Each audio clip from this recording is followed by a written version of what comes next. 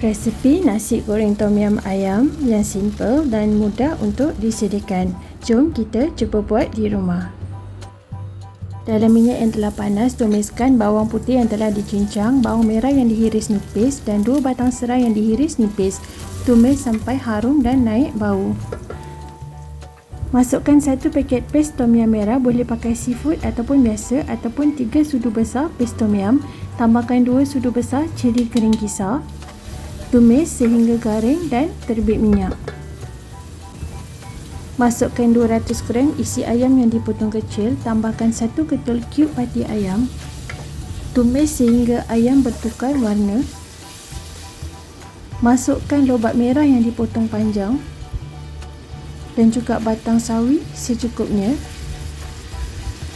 Masukkan juga bobolah ikan dan kek ikan yang dipotong kecil. Tumis dengan api besar sehingga sayuran lembut dan jus ayam kering. Pecahkan 2 ke 3 biji telur, biarkan sebentar, kemudian kita hancur-hancurkan, kemudian kita gaul sebati bersama bahan-bahan lain. Kemudian masukkan nasi putih yang telah sejuk, anggaran untuk 4 ke 5 orang makan, gaulkan sebati. Tambahkan 1 sudu besar penuh sos tiram, tambahkan sos cili untuk rasa yang lebih pedas.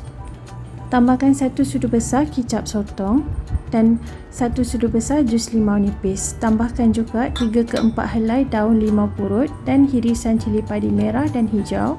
Tak lupa juga 1 biji tomato yang telah dibuang biji dan daun sawi. Perasakan dengan garam secukupnya dan juga gula. Untuk seimbangkan rasa, kita akan gaul sebati sehingga sayuran layu. Dan siaplah nasi goreng tom yum ayam kita.